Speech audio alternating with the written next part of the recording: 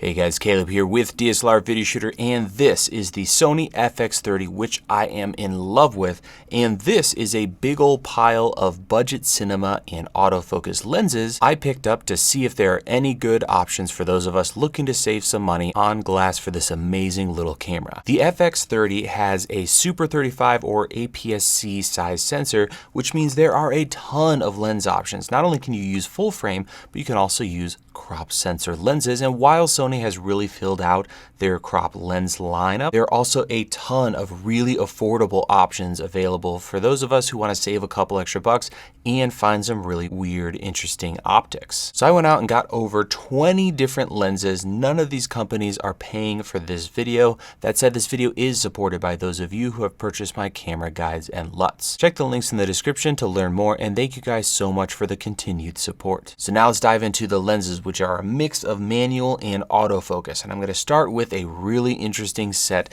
of cinema lenses that have something quite unique. These three cinema lenses are from a company called TTArtisan, and they are really well made, but the main party feature is an aperture of t1.05. That means you can get incredibly shallow depth of field with these things. Full metal body, really nice focus and iris rings, and the full set has matching gear positions. There's a 25, 35, and 50 millimeter, and they're all t1.05, which is just bonkers. When it comes to image quality, at t1.4 or t2, these are nice and tame lenses that you could use for just about anything. However, when you open them up to t1.05, the lenses take on a completely different character with wild flaring and bokeh, distorting and swirling, which I particularly love. In short, if you like older vintage lenses like the Helios 44-2, you're going to love these lenses because you can open them all the way up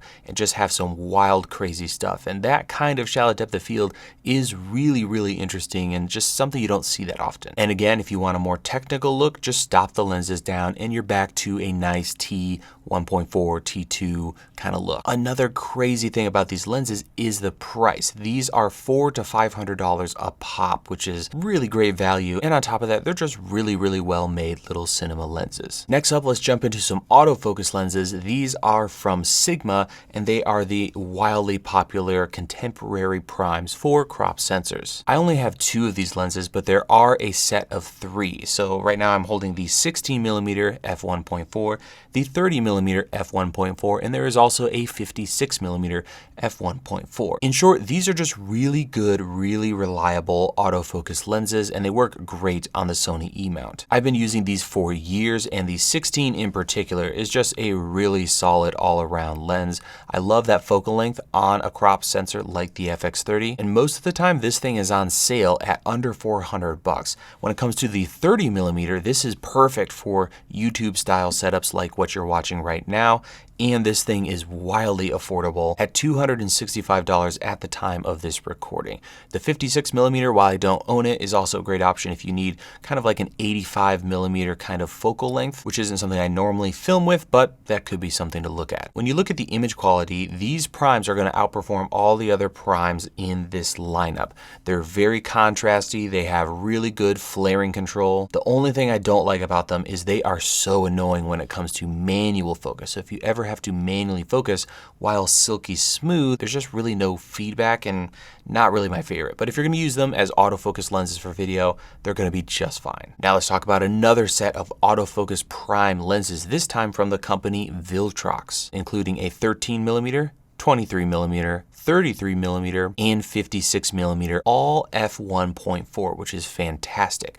Unfortunately, the 23 through 56mm had some problems when it comes to autofocus. Unfortunately, in certain scenarios, they would just start wigging out and I couldn't seem to get them to work. But that said, this 13mm is fantastic. So this is the newest of the lenses that I took a look at, and I didn't have the same issues as I did with the other lenses. Not only are you getting good video autofocus, but you're getting a really great build quality with this lens. So as you can see here, it's actually a metal lens. It's really surprisingly heavy considering the size. We also have a D-clicked smooth iris ring on the back of the lens, which is just a dream to use when filming video. And of course, if you prefer to use the controls on your camera, just flip it over into the auto mode. And then there's the focal length. 13 millimeters at f1.4 is fantastic if you're going to do any kind of vlogging, or if you just really enjoyed wide angle lenses. I love having the f1.4 to really help with shallow depth of field. So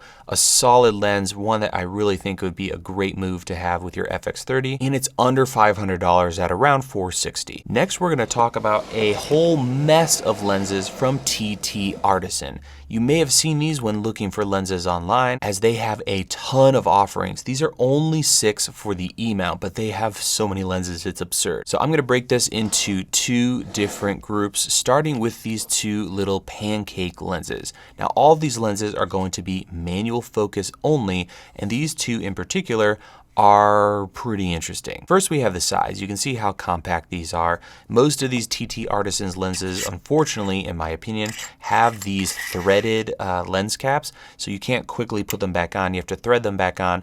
They're fully metal, so they're interesting, but something I probably wouldn't use on a day-to-day basis. So for these 2 lenses, we're looking at a 25 millimeter and a 50 millimeter, both T2. So not super fast, but again, the size is what these are all about. These retail for $55 and $69, which is just crazy value. But the real reason I love these lenses is how compact they are and how wild the look is. If you take a look at footage I got with these, you'll see some insane flaring. So if you like weird, wild looking stuff, these are going to be a great lens to keep on your camera or in your bag. The 25 in particular has a really interesting ring flaring effect, which I have not seen on a lot of lenses. And the 50 millimeter has similarly wild flaring and artifacts, but it also is full frame, which is really great. So you can use this on just about any camera from Sony. So that covers these 2 pancake lenses. Now let's talk about this set of 4, which is also really interesting from TTArtisan. This set consists of a 17mm f1.4, 23mm f1.4, 35mm f1.4, and finally a 50mm f1.2. I'll list the pricing for these 4 lenses on the screen, and as you can see, they're insanely affordable. And again, the theme here is really nice build quality. I mean, let me take this f1.2 lens, put it up by my microphone, and just listen to this. Every time I use these lenses, I feel like I'm picking a safe.